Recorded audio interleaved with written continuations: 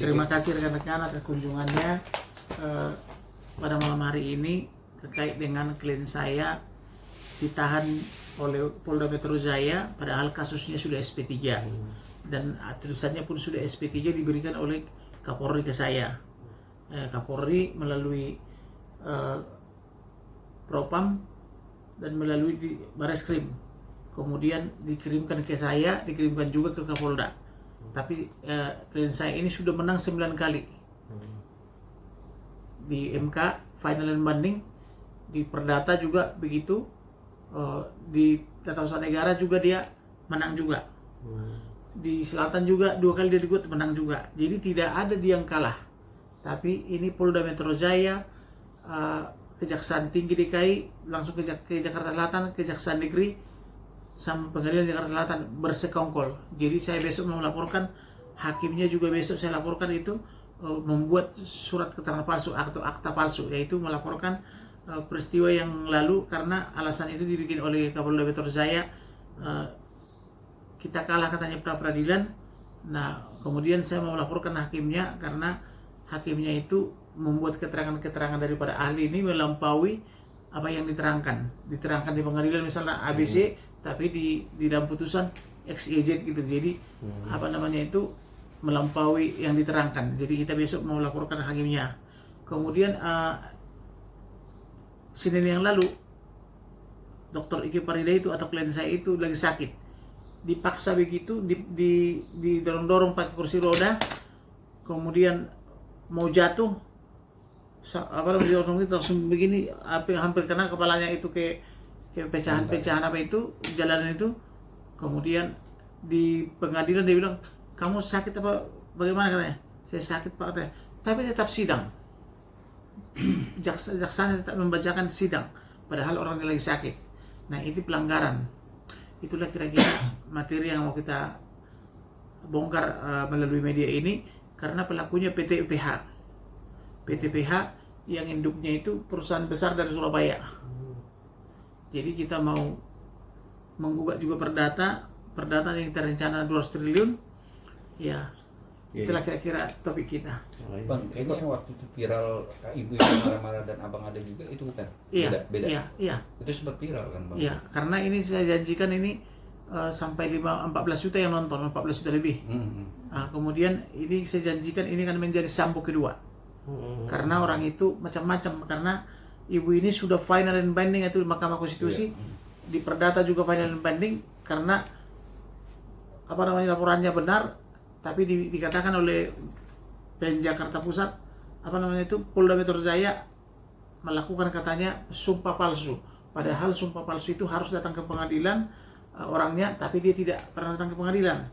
Pengacaranya yang bersumpah.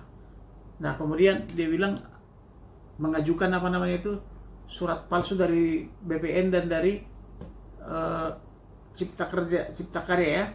Tapi orangnya belum diperiksa. Nah, ternyata suratnya benar. Kemudian dia bilang waktu sebelumnya sudah diajukan surat ini. Ya, kalau itu kan tidak masalah, itu juga kan mengajukan dengan pengacaranya. Tetapi yang menentukan adalah bahwa final and binding di Mahkamah Konstitusi adalah surat perkawinannya pisah harta. Dan itu juga menjadi bukti baru di dalam Mahkamah Agung pisah harta itu. Jadi pisah harta ini adalah topik yang akan kita bahas dalam eksepsi kita besok. Jadi intinya banyak kejanggalan dengan perkara ini, Bang. Bukan cuma kejanggalan, karena pengusaha itu ikut merekayasa atau menekan Kapolda, jaksa, dan pengadilan. Jadi bukan dugaan lagi, karena direkam itu. Dia bilang ini pelapor ada. Jadi pelapor itu pakai baju merah. Sama satu lagi itu sebelumnya mafia orang Chinese juga dua-duanya pakai masker begini.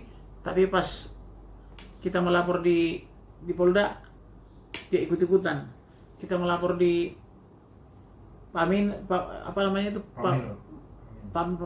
Yanduan Paminal. Dia juga ikutan. Kita tanya dia, kau siapa? Kau polisi? Apa kamu di sini gitu? Baru dia pergi gitu loh. Tapi kemudian pas melapor di PPA, datang dia malam-malam yang satu lagi, tunjuk gini langsung bersemangat polisi itu. Dia bilang, ku beri waktu 1 menit, ku beri 1 menit. Kalau ditangkap katanya. Bagaimana 1 menit sedangkan membaca ini aja kesulitan gitu kan, maka dibaca oleh teman saya, langsung ditangkap, itu dibawa ke ditahan di Polda Metro Jaya. Ditahan dari tanggal 4 sampai tanggal 12 sampai tanggal 12. Nah, apa dasarnya menahan dia? Sebelumnya sudah ditahan dia atau sudah dijegal dia 20 hari, 6 bulan.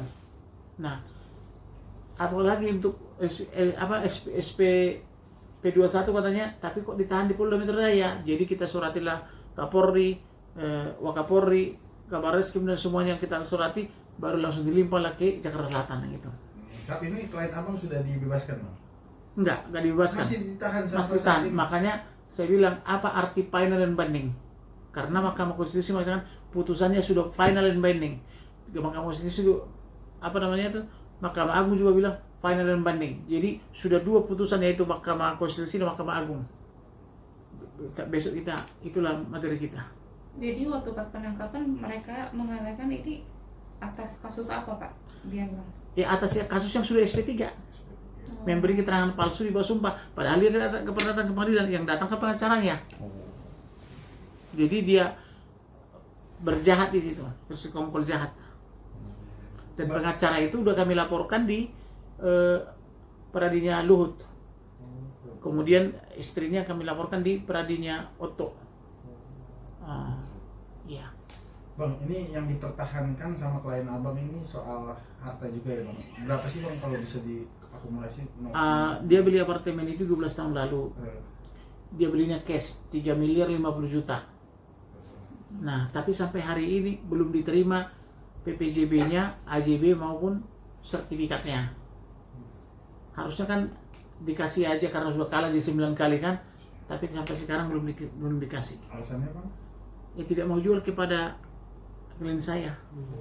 Alasannya. Berarti dari awal dia membeli itu enggak hak milik ya, Bang ya? Status apartemennya. Ya, kati jual kan berarti dia berhak dong. Yang menjual kan mereka. Dan klien saya itu alasannya tidak boleh membeli apartemen, alasannya pasal 21 Undang-Undang Pokok Agraria. Pasal 21 itu mengatakan bahwa orang yang menikah dengan orang asing, kalau dia udah warga negara asing tidak boleh. Tapi faktanya kan klien saya kan warga negara Indonesia, suaminya Jepang, tapi ada perjanjian pisah harta. Dan kalau anak-anaknya juga sudah menjadi Indonesia gitu loh. Anak-anaknya juga rata-rata sarjana hukum dan magister hukum, dan ibunya juga dokter hukum, suaminya dokter hukum gitu loh. Semua orang ini pakar hukum satu keluarga. Tapi berani-berani orang ini karena diperintah oleh perusahaan konglomerat itu, PT EPH, berbuat begitu ke Jakarta Selatan. Dan Jakarta, Polda Metro Jaya. Bang, ada rencana untuk ini nggak juga, Bang, ke majelis kehormatan gitu, Bang, untuk melaporkan ini, Bang? Sudah kita laporkan. Yang kemarin itu sudah dilaporkan ke Komisi Yudisial. Judisial juga. Kemudian kita laporkan juga Mahkamah Agung. Kita laporkan juga ke Jaksa Agung. Propam, kalau untuk kepolisian ini Propam. Kita laporkan juga ke Propam. Oh, udah semuanya. Nah, dan kita laporkan juga Komisi 3. Komisi 3 ya. Kita laporkan juga ke BDS daripada Jaksa Mahkamah Agung. Kita laporkan ke semua pihak. Dan semua pimpinan daripada media-media udah kita undang kemarin. Akan kita bikin rame ini supaya masyarakat Indonesia terbuka bahwa seperti inilah perusahaan konglomerat itu mengatur Indonesia. Jadi ini salah satu namanya konglomerat yang 9 naga. Ada perusahaan lagi di induknya di atas itu, itulah katanya Alpinlim 9 naga. Jadi Alpinlim mengatakan, ya udahlah, kalau menghadapi orang itu mah saran saya udah mengalah aja, katanya gitu. Bagaimana kita bilang kalau berhadapan dengan orang-orang seperti itu kita mengalah? Masa anak keturunan kita ajar begitu? Masa kita ajari nggak benar? Nah, inilah waktunya harus dilawan orang itu, harus betul-betul final and binding daripada Mahkamah Konstitusi itu dan Mahkamah Agung itu harus benar-benar direalisasikan. Jadi tolong kalian kawal ini dan sebarluaskan. Oke, siap, Bang.